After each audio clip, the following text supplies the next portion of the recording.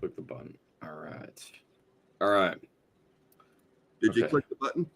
The button has been clicked. The button has been The clicked. clicking of the button has occurred, has taken place. Here you go. Full set.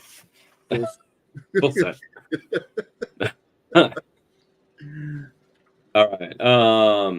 So we're just gonna give it a few seconds here, just so we can get caught up on what's going on. But so for tonight's Monday night coin talk, we're going to talk about coin collecting rules.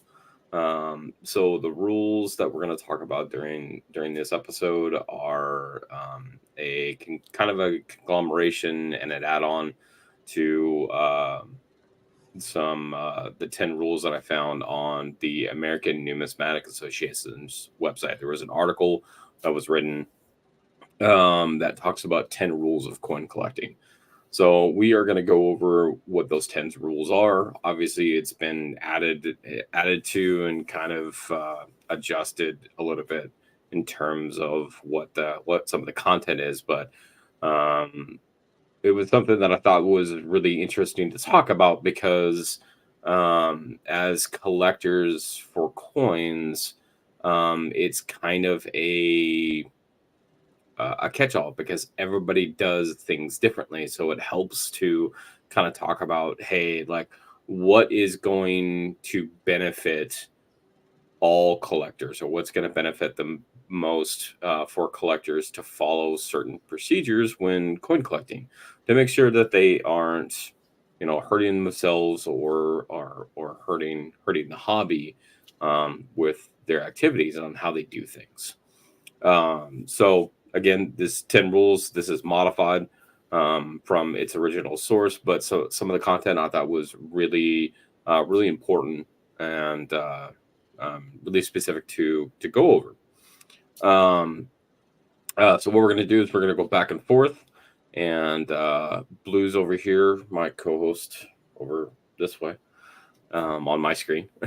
Yeah, yeah, there we go. That guy. Is going to start with number one. So the number one is education. So, All right. Blue's, take it away. Education. Learn as much as you can. Uh, as we have talked about in previous videos, get and read as many books as possible. The ever increasing library can be supplemental by catalogs relevant in specialization of the collector specific fields, uh, periodicals such as Coin World and Numismatics. Numismatic news. Thank God. Fumbling over words All right, already. man. Keep going. Yeah. Could also aid in new collectors with information sourcing. The AMA has a library where members can obtain books. Another great avenue is YouTube videos or live streams like this one, and provide great information for collectors.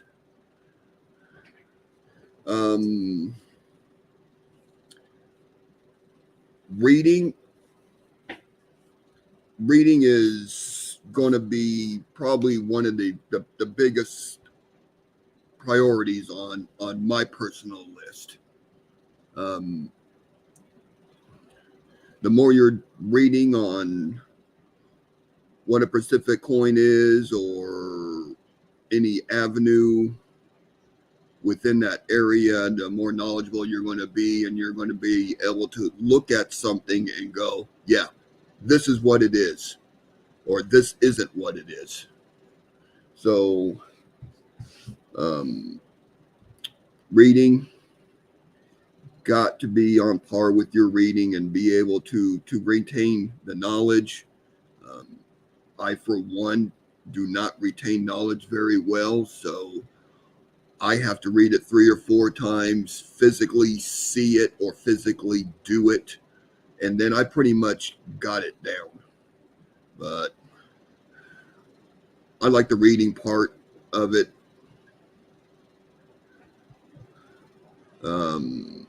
What do you think, CJ? I think the education is probably the most important piece because it is the really the foundation of coin collecting because you have to know what you're even looking at in order to tell what it is. And get as many books as you can. Both Blues and I have at least a shelf that is just dedicated to books, and we both don't have a lot of books compared to some collectors out there. My thing is that I love to research. I love to research coins and their history and where they come from, to give me a better understanding of everything about that coin, that series. The design elements. It's really fascinating for me, and the education piece is something that I have definitely been vocal about. Is that there's can never be enough educational information out there for people to learn.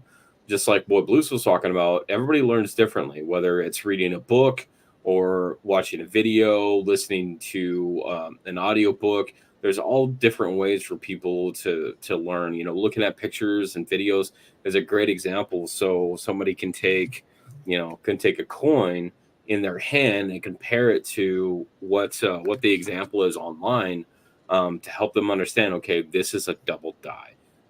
This is a strict through. This is a so-called dollar. This is a Morgan dollar. The different varieties. There's are those references, and we'll talk about those in a little bit. But education is really one of those great things that there can never be enough. And what, especially being a leader, in my job, one of the biggest things for me um, is the edge in terms of the education is that generally the best way that people learn things is by teaching it. So I that is something that I take to heart, when I'm doing videos, and the more that I'm teaching, people watching these videos, is the more I'm also learning. So education is definitely hands down a, a great foundation, and probably the one of the most important pieces about the entire thing. Yeah, I will agree. Um, with so much information that's out there and can be attained through the the interwebs, um, local coin clubs, they're always having some type of meeting every month. They got a lot of experts on there that will do demonstrations, that will do talks about Mhm. different things. So yeah, I mean, you nailed it right on the head with with the education. The more you know, the better off you're going to be, and better um, better decision making on buying coins. Yeah, for sure. All All right. right. So the second one is specialization. So it's going to be hard to begin to collect coins without having goals and boundaries. Otherwise, you'll just collect everything underneath the sun, which is kind of not a bad thing. But it is generally believed that to view numismatics with a micro lens than a wide lens. For example, if you wanted to collect all U.S. minted coins, this would be a quite a significant. Now, if you just wanted to focus on, say, $10.5, this range was much easier to collect and much easier to focus. So for my specialization, I did start in small cents, but my specific specialization is the 1857 Flying Eagles.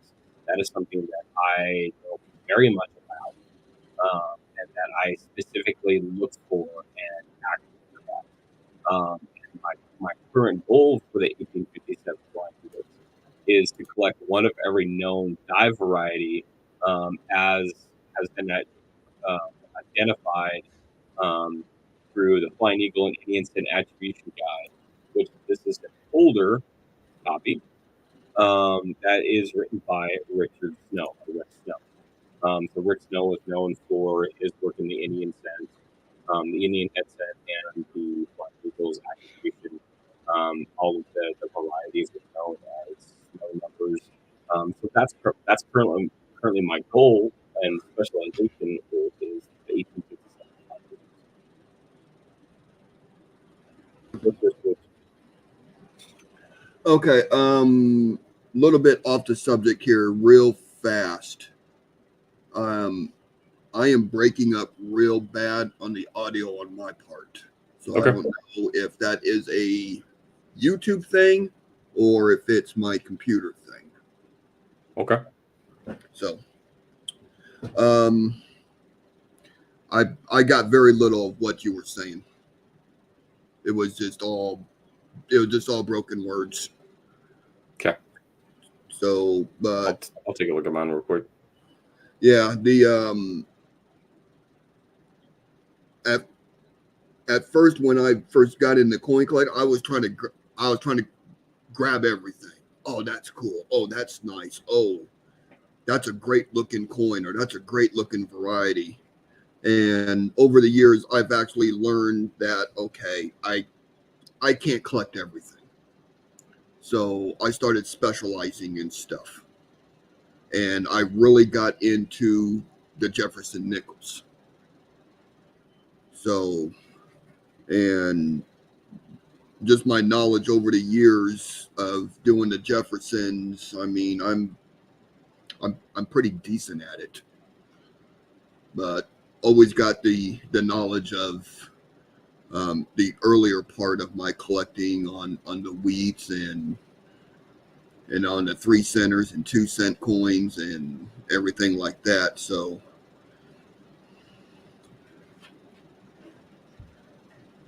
I like it. Yeah, I've seen CJ's Flying Eagle set. It's pretty sick. It's definitely a work in progress, but it's definitely one of the things that I look forward to. I look forward to completing that set so then I can go on to something else, which is probably going to be the 1858s because why not? Yep. Yep. Just start on a year and just keep working up. Pretty much. All right. Number 3 on the list. Patience. Having access to technology does allow new collectors to gain immediate gratification from obtaining new coins to add to their collection. New collectors often have an urge to jump into a series and complete the set as fast as they can. The best collections are built over the course of years. And I know what CJ has been working on his set going on 5 years now. I've been working on a couple of my own sets for years. So it's I always like to use the term anybody with money could have a collection overnight. Facts. But yeah, you're going to get instant gratification from doing that. Well, yep, mailman came, my set's complete. But I mean, how much time and love did you actually put into putting that particular series together, and the missed opportunities of learning about the coin and the history? So Yeah, you can't be in a hurry to complete it because you're going to end up missing something. well, I think that some of the key with the patience is that it really adds that you are collecting coins, but more specifically, you're collecting a character of a coin. Like every coin is just a coin, but different things give it different characters, like how many were struck and the history behind it and the color or tone that's currently on the coin. Like that tells a story about that coin. And I wouldn't feel right to just collect a coin and it's just like this is just a number. This is just this just is another number on my set. Like every single coin that I have has kind of a history behind it. Like every single coin that I add to the list or add to the collection, it just, adds character to my collection. Like, and that takes time. So Yeah, there's a lot. Um, Personally, I think you do got to have patience, because you're going to find something you're like, oh, that goes right into my collection. But man, he wants $50 more than it's worth. But I really need that coin. But it's way overpriced. If you have the patience, you're going to find that coin later down the road at a price that at a better price. represents the coin. Yeah. And not an overinflated price. Yeah, for sure. And it works both ways. You could find something that fits into your collection, and it's like, man, that's $30 less than what it's booked at. Click. So you gotta be fast on the draw on that. You got to pick up the good deals when you see them, especially when you know what it is. Just don't go and go, oh, it's that, and get it in the mail, and you're like, oh, that's not what I thought it was. So Guilty. Yep. Everybody is. Never say guilty. Which basically that falls all the way up to the education part, knowing what you're looking at and knowing a current fair market value for stuff. Yep. All right. So number 4 on our list is connections. And this really plays into patience and education. But the best way to get real information about the coin market is generally from a dealer or collector who regularly attends shows and auctions. This is kind of a little asterisk piece because somebody who's really in tune to the coin market, like that is on eBay and goes to auctions, can have a much better idea of what's going on than a coin dealer. A lot of coin dealers, especially ones that are either wholesalers or that have coin shops, like they're focused on more bullion and precious metals and those kinds of things than they are on the individual coins or potentially varieties. So that's going to be a little asterisk for me. But there are a few ways to obtain reliable information. So I have listed out just 2 or 3 of them. I've got 3 of them right here that my personal opinion, these are the 3 things that I reference or that I have referenced to give me an idea of what the market rate for these coins are. So the first one is Graysheet.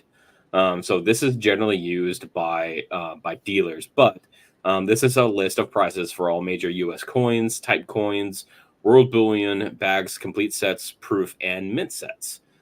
This price list is pricing that dealers are paying for the coin at the wholesale level, which is different from retail market. So this could be a valuable tool for potential negotiations with coin dealers. So if you do gain access to the Graysheet, it could be a really interesting negotiation tool, knowing that their pricing that they have out in, let's say, like their coin shop, is going to be retail pricing, and they have their margin, their profit margin built into that price. So especially if you were looking at trying to get maybe a bulk or a collection of things, you can potentially leverage that to get a better deal. Numis Media. So Numis Media is a website that contains collector fair market value. This website is updated daily as prices change constantly. I actually have Numis Media online bookmarked on my browser, and it's something that I look at pretty much all of the time. Whenever I'm looking at a reference for a coin or especially something that's graded, I will go to Numis Media, find the coin, and then it actually has all of the uh, grades, and it will give you the approximate fair market value for that grade for that coin. So it has a lot of information. So go and check that out. Again, it's going to be only as good as what data is put into it. But generally, I find it to be a relatively good resource. The third one for connections is eBay. We all talk about eBay, and as Blues and I both know, we go take over eBay um, pretty pretty often. As an understatement, that could be said. Yeah, we've been known to tear eBay up in an 8-hour period. Yeah, like we can do a lot of damage to eBay. But eBay is used by a lot of collectors looking for coins to add to their collection, both US coins and foreign alike. The best way to use eBay is to identify which coin or series that you would like to reference, and then make sure on the filters is to check the sold listings to see what kind of prices that item has been sold at. And that is the number one way to tell what the actual value is as far as somebody has paid for that item, because like I can list a coin on there for $50 all day long, but if it's only being sold at like $12, guess what, my coin is not worth $50. So making sure to, if you're referencing prices or you kind of want to get an idea, like anytime I'm researching to post something on eBay for sale, on my eBay page, I always go through and look for that coin, um, and reference the sold, so I know, okay, here's my range that I see it at. This is what it has been sold at, so I need to make sure that I'm keeping it in this range if I want to sell it. So that is the third part of the connection. The other thing that I did not reference on here is your peers in the coin community. There are plenty of people that are great resources for different avenues as far as pricing, because they're more in tune. They have a specialization for it. They go to coin shows often. They have direct connections with dealers. There's all these different associations that you might have in working with people in the community. So don't forget about your fellow coin community members, as they are also a really good connection.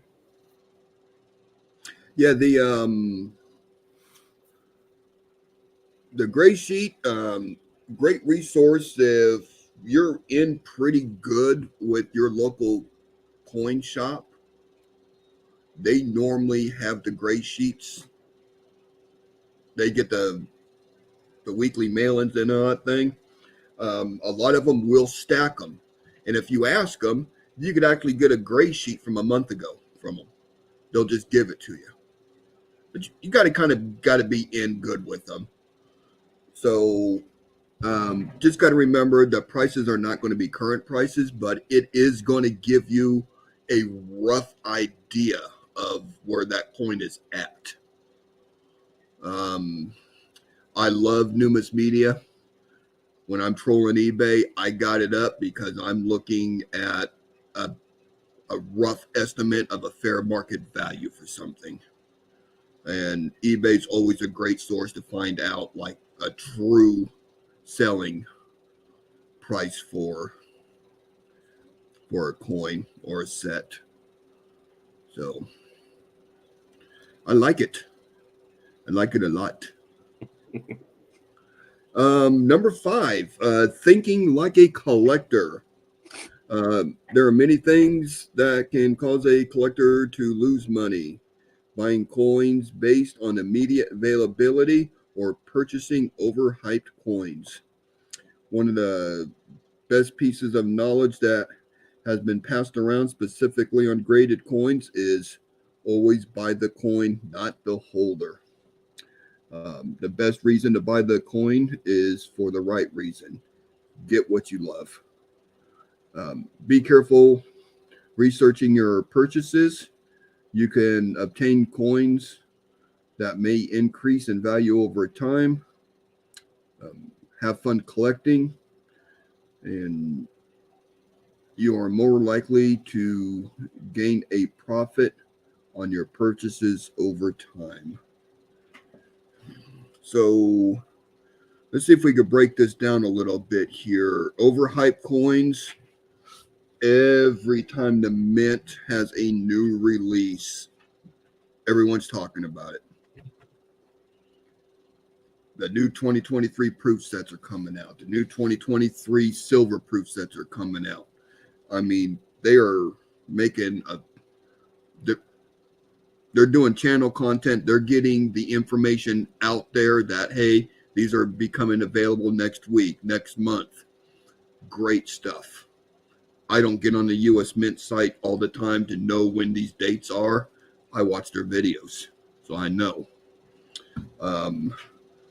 Some stuff you can't even get on the US Mint because it just sits there and just does this the whole time while you're in checkout. And I've missed out on a lot of things that I would have liked to have. And they were hyped up coins, but there are a reason they were hyped up, because they were being low mintage. So just be careful. Don't fall into the trap that I gotta have it. I gotta have it on release day. The proof sets, the uncirculated sets, they're not going to sell out of them in 3 minutes. So just remember that. I was gonna say on in terms of thinking like a collector, for coins that people are selling in flips, let the coin tell you what it is. Don't go off the information on the flip, because a lot of times you see these flips that are like AU plus plus plus, and it's like, no, that's an XF at best. And it's not what's written on the holder. It's what the coin actually is. So it just, everybody can grade a little bit differently. Everybody can look at coins a little bit differently. So make sure that, based off the knowledge that you have, that that you think like a collector, like, hey, is this the best choice? Or, going back to the patience piece, should I wait around a little bit, knowing that, hey, these normally come up on the market in roughly this grade, so I can wait a little bit and probably get a better deal, because this one, there might be something with it. Mm-hmm. Get what you love. I mean, if you're just buying coins every once in a while just because you're not just concentrating on doing your special set, or working on your set, and just kind of like, oh, that coin is kind of really cool looking. If it's in your price range and you love it, yeah, that's the right reason. Just don't get it because, oh, you got to get this coin because someone told me to. So if you don't like it, don't get it. If you love it and you think it's really cool looking, regardless if you could turn a profit on it, yeah, that's a pretty good reason to get what you love. And then researching your purchases. Yeah. If you've been in the market long enough, you kind of know that certain things are going to gradually go up in value over 6 months, 8 months, a year and a half.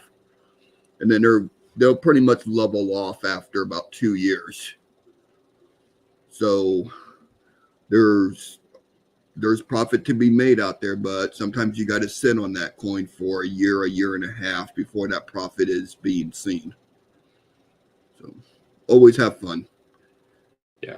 If you're not having fun doing it, then it's a job. And I don't want a job when I collect coins. That's fair. All right. Next one is connoisseurship. So a connoisseur is one that carries an expert matter of taste. This very much applies to coin collecting, being able to tell the difference between a great old coin with character and a coin that has true value. Some experts think that connoisseurship is a natural ability, as some were born with the ability to determine the best or not. Some others still feel, like myself, that the more knowledge you have, the better chances that you can make an informed decision based on the details of the coin, availability, pricing, and rarity to see if it meets the specification of your collecting level and goal. Just a lot of this just has to do with collecting what you like, and it's okay to be critical of what's presented is using the knowledge, using the connections, using the understanding of what's out there to make an informed decision saying, hey, I'm looking at this 1893 Columbian Exposition so-called dollar. Like, one, does it fit my collection? Yes, I have an entire collection of so-called dollars. I have books on so-called dollars. I love the history behind them. And so does this fit with what type of coins that I'm collecting? Like, are there different varieties? Because yes, I like to collect varieties, and then the price. Is the price good enough for me to justify to collect this specific coin versus going with any other coin? And what I would like to do is I would like to get one of a certain quality, a certain condition, so that I have a good example across all of the coins, just like Blue has on his Jefferson nickel set. He has his level. It's like MS66, MS67 that he is building his entire Jefferson collection out of, and that's his threshold. Like, I want to maintain that this is the minimum standard for the coins of this series.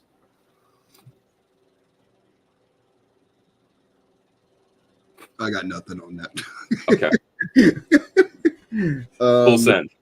Full send. I mean, you pretty much nailed it right on the head. So I was in another thought process. So No worries. sorry. All good, man. Number 7, learning to grade, and this is a subject that's true, that's dear to my heart. Learning to grade coins is probably the most single most important skill that a collector can develop. Um, a key to this is to go back to the number 2 specializations. Earlier in the video, review as many coins as you can that you have to pick from. Visit coin shows and coin stores to reference already graded coins, and use other resources like YouTube videos that talk about grading. PCGS website, their website portal, PhotoGrade, PCGS PhotoGrade. That's a great site. Yes, it is. This website shows real graded examples of coins and each of the grading levels, so you have easy visual reference to the coin that you have in hand. I have studied these photos for some of my specific coins that I've collected and identified specific details that can readily deem a coin in a certain grade. This is specifically helpful when you're looking at raw coins for sale, being able to gauge whether the price matches the actual grade, not the grade that is written on the holder. 100% true. Specifically, the 1857 Flying Eagle that I was talking about earlier, knowing that the tail feathers, that if there is detail in the tail feathers, that automatically sets it at like an XF. Like, that's the line. and that once that's worn away, then it has to be below that. So there are different elements that you can look at with the different coins that you're collecting, like Jefferson Nichols, the steps on Monticello. Right. That is one of the things that you can readily tell how much wear that the coin has, and especially what kind of grade it's going to get just by looking at that individual detail. And so, like PCGS photo grade is one of the also one of the ones that I have bookmarked because I reference it so often. When I'm looking at a coin on eBay or something like that, and then I pull up PCGS photo grade and I kind of scroll through what the grades are and be like, okay, so I have detail here, I'm missing detail here. This shows up strong. It's going to be in the ballpark of a VG8, a VG10, an XF, like just below an MS63, 65 because of the detail, because of the wear. It gives me a really, really clear idea on where that would land. So then I can reference, okay, now what is the price going to be for that grade? And does that price reflect on what it's listed at? Yeah, PCGS. I mean, you cannot go wrong using that site. I went one step further, and I actually got Making the Grade book, which is basically the PCGS site in paper form. Nice. So it was easier for me to use the book than to look at the coin, look at the screen, look at the coin, look at the screen. I could physically just put the coin next to it and compare right next to each other. Okay, it's not that one. It's closer to this one. So,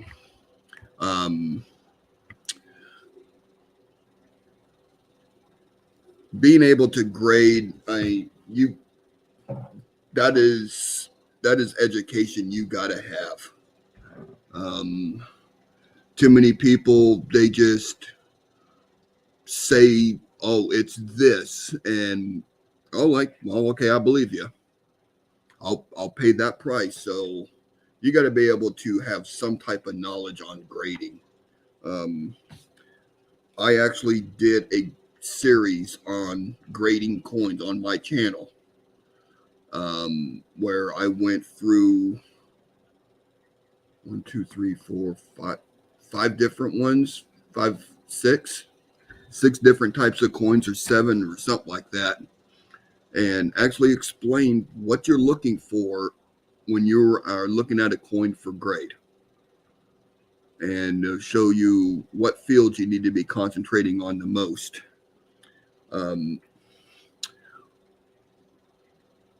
One thing I do want to point out is learn how to identify a cleaned coin. Yeah. If you can't identify a clean coin, then that's half your money. So yeah, it could be an AU50 coin, but if it's cleaned, it's not worth AU50 money. It's worth fine 12 money because of that cleaning, or XF money. So a clean coin takes a lot of money off the coin. Learning how to identify a clean coin is it's a certain knack you gotta really kind of just get a hold of. But once you kind of know what to look for, then they're real easy to pick out. So, yeah, it comes with education and experience. And I'm going to go back and find the links to find your videos, and I will link them in the description below to some of your grading ones, because those are really neat. So if you guys get a chance, go over to Blues' channel and take a look at his videos, because they, again, I go back to the education piece. Like, there can never be enough videos and stuff out there to help people learn the different points. And the one of the things that I don't think Blues really described well and what he was talking about is that in those videos he talks about the specific points. So what are the high points on the coin, because they are going to take the wear first. So you can look at these individual points knowing that they're high points, and basically just the elevations across the coin, and see what's going to wear down. And then by using those reference points, hey, if I see wear on this, I know that it's already down to an XF, or I know that it's an AU for this. But when it gets down to here, I know, okay, now we're basically at the fine level, because there's wear on this element, which I know is lower. So he does a really good job explaining that. Like I said, I'll grab a couple of those links and I'll throw them in the description below, so you guys can reference that. So good on you. To answer a question in the chat real quick, we do not own a coin shop, but both of us have eBay shops where we do sell coins. And I have sold coins on YouTube in the past. I was planning on doing it again, so keep tabs on the channel, and you may see us have a sales show. So, side note. Side quest complete. Balloons. Okay, so learning to grade, excellent. Thinking long term. So this is number 8. So coin collecting is a long-term game, and if you're only looking at collecting them for short-term games, is really a terrible investment. There are some opportunities that can grant a quick profit turnaround, like cherry picking. Yes, I had to plug the book. That's where you are looking for coins that are being sold, but maybe not specified as far as the variety or something on the holder, or maybe that is just not specified. Or maybe it's based off the knowledge that you have. You can say, okay, I know this coin is actually an AU and not an XF, so you can actually get a better price for that coin, because it actually would grade higher than what they have it as. And great collections are built over many years, and it is generally understood that you should plan to hold on for coins for at least 10 years. And a lot of that has to do with markets. A lot of that has to do with metal contents. And dogs distracted me over here. But a lot of the things is that, like, you can find coins that are listed online as what Blues and I do, for cheaper money, and have varieties on them that are not listed. So, for example, this is an 1876 Carson City seeded dime. It was sold just as a Carson City seeded dime, but what was not specified is the reverse is a Type 2, which is a rarer form of the seeded dime. And that's something that I knew, and that I've already looked at the references of, and then I knew, hey, okay, this is what this is going to grade at, because of how it looks, and what the how much wear is on it. And I know, because it's a rare variety, that it's actually worth more money. So I know that I will probably hold on to that one, because it's going to be worth more over time, even in lower grade, because coins, as they get lost to history and as they get destroyed, there's going to be less of them that exist. So you can also go on to PCGS website and reference in their coin facts what the estimated survival rate of the coins are, and at what grade. So that's also something that PCGS has on their website for each of the coins. Yeah. liking it. Sorry, the dogs like to play in and out game when it's dark outside, and they were telling me they wanted to go out. So they generally try to jump in my lap when I'm sitting here. Number 9, quality, not quantity. This could actually be a I'm looking for words here. A educational argument between collectors. Um, uh, and this is the argument that will always last for a time. If you're going to work on a budget, is it going to be best to spend your budget on a few coins versus how many coins at a lower cost? The better quality coins that you can invest into now will most likely end up as a better investment down the road. As an example, say you have $5,000 to spend on coins. Is it going to be better to only purchase a couple of coins that are better quality or buy 20 coins of lesser quality? So there's obviously a couple schools of thought. So let's hear yours. I'm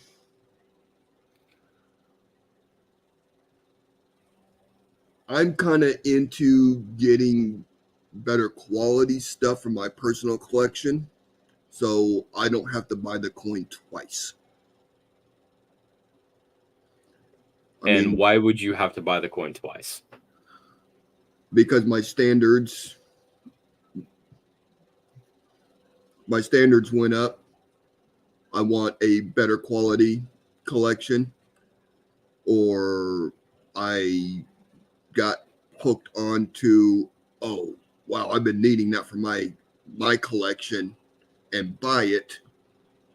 And then once you get it, yeah, it fits into the set, but when you look at the set as a whole, that one coin is far less quality than all the rest. That's fair. So now you got to buy that coin twice, so your set kind of matches quality. And I am on the opposite end of the spectrum.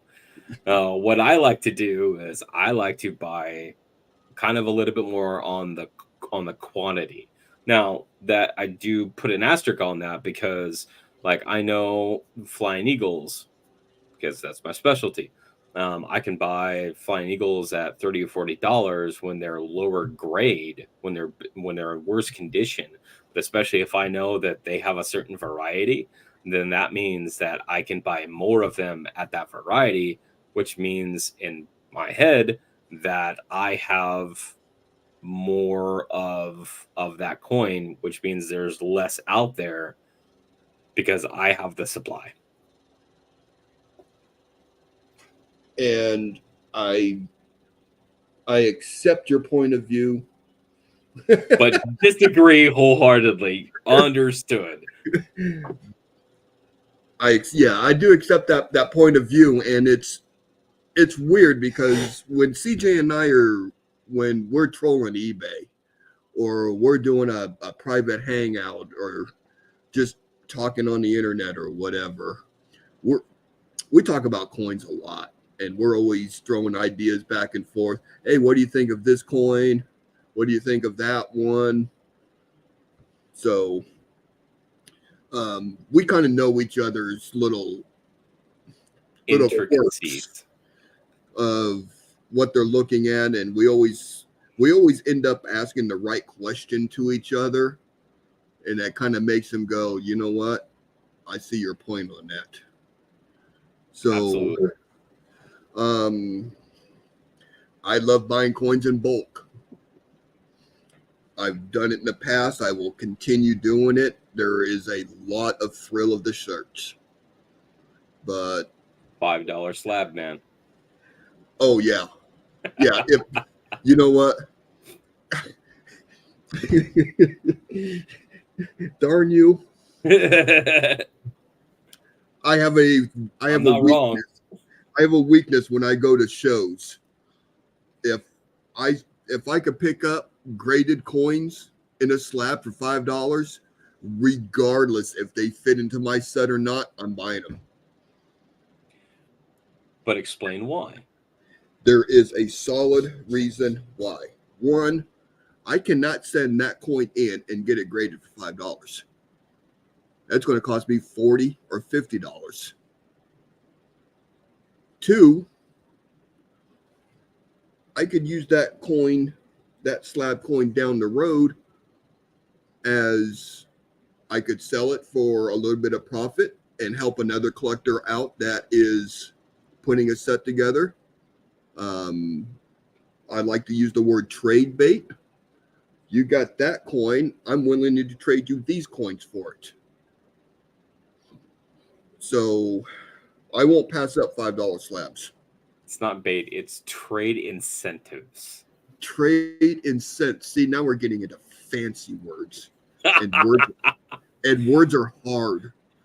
But this is exactly like why that we talk about these about rules like this is that the rule generally is that the better quality that you get, the better it is overall. And yes, in most respects that does line up, but that doesn't necessarily need to apply universally across all collectors. Collect what you love. There are people, like we talked in I believe it was the last episode that we did, in graded coins that they collect low balls. Well, low balls is basically this coin is so worn and so just tore up that you can barely tell what it is. And that's in the poor one or, about good to fair, like it's in that category. And these are like the bottom of the bottom, like literally the lowest grade that you could possibly get on a coin and still be graded. That's your lesser quality stuff, and people do go after that because that is a specialty. So, you know it's it's something that Blues and I both we understand for each other, and it's fine. It actually increases the value of the hobby because we have differences of understanding and differences of application over some of the things that we collect. Mm-hmm. Now there is a kind of little side note about quality and quantity. I mean, if you go to a show and you're looking for 5 coins to complete your set, all right. Well, this dealer has all 5 coins. Let's just say that comes out to be $150. Well, if you see a couple other coins that are just kind of cool or kind of neat to have, put those in your pile and ask the dealer, hey, what can you do on this stack? He might come out and go, I could do $150 for the stack. By doing that, you got 2 more or 3 more graded coins for nothing. So that's a good kind of a good example on doing like a quality or a quantity. You add a little bit more to the stack, you could probably get it for what that stack would have cost before, and you're getting those coins for free. Or I've seen where people would have 20 coins there, and the dealer would just do, give me $30 for them, and he's happy. He got rid of 20 coins. You picked up 20 coins, and you got coins for your particular set. Plus, you got some that could be a potential profit later down the road. So just don't kind of just rule out the quantity part of it, because there is a time and place for it. Just got to be smart with it. Sure. All right, number 10. So number 10 is buying the best that you can. You should always strive for obtaining the best coin that you can get a hold of, getting the best grade for the best price at the best time to add to your collection to make it as complete as possible is a strive for all of us collectors. Doing this will allow satisfaction that your collection gains value and brings you joy. That is kind of just a conglomeration of a lot of the other things that we talked about in this list, as far as buying the right coin at the right time, which takes education, which takes learning to grade, thinking long term, um, patience, you know, thinking like a collector, using your resources. Yeah, the specialization, it kind of just rolls all of that into one, and that's where it comes down to more of, there are a general range of specifics that people will go after to obtain coins, but it's really going to be down to the definition of what that collector is going after. It's going to be really based on what your opinion is and how you want to collect. Don't let anybody, including us, tell you how to collect things. Collect things how you want to collect them. And that's the best thing, is that if you are collecting, say, small cents, and you're like, hey, I'm tired of small cents, I'm gonna do dimes, you can do that. There's nothing that says that you can only work on one. And one of the big things that we've talked about in the past is that coin collecting is a great hobby, and it's not going away anytime soon. There will be nearly always coins out there to collect, and it's also one, like what Blues was talking about, that you shouldn't treat. It shouldn't be a job unless you want it to be. Like if you want to go into coins full time and that's your job, and that's fine. Um, but the other side of it is that collect what you enjoy, collect what you love. Um, I was going a direction with this conversation, and I completely just lost it right now. So it was it was going to be good. Oh, there it is. That this hobby is one of amassing, and it is the only hobby that you can be completely broke and still have money. Yeah. Just remember that the 10 rules that we talked about tonight is basically the concept from the American Numismatic Numismatic. What? Numismatic. Numismatic There you go. Association. We kind of just touched on every little bit of it with our own personal opinions about stuff. You're going to have your own personal opinions, your own collecting styles, your own budget, your own timeline, your own specific. I just want to make sure I get one of every coin. I don't care about grade or nothing. I just want one of each. You're going to have your own standards for all of this stuff. This is just a good general outline of 10 things that you should at least be aware of. Yeah. And kind of give yourself a kind of a little jump start on this whole coin collecting and the concept of the collecting, and kind of like an order of things to kind of at least be educated about.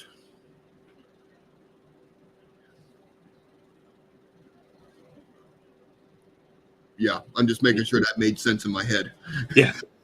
I was like, is there more? Because that was a solid send. Yeah, I mean that was like 3 paragraphs without a breath of air. So no punctuation, no periods, no nothing. Just keep rolling. I just kept rolling on it like the train going down the track. So that completes our list of 10 coin collecting rules. If you guys like this content, please hit the like button. Lets me know that you guys enjoyed this content. If you guys have suggestions for topics for us to cover, please put that in the comments below. make sure that you're subscribed to me. Most of the people watching these videos are not subscribed, so go ahead and hit that subscribe button right down over there, and then make sure and click the bell to make sure that you guys are notified when I post new videos or when we go live. It's somewhere over there. So I wanted to thank everybody for coming in, and the questions and stuff that we talked about, and appreciate you guys, and we'll see you guys on the next one. Have a good night.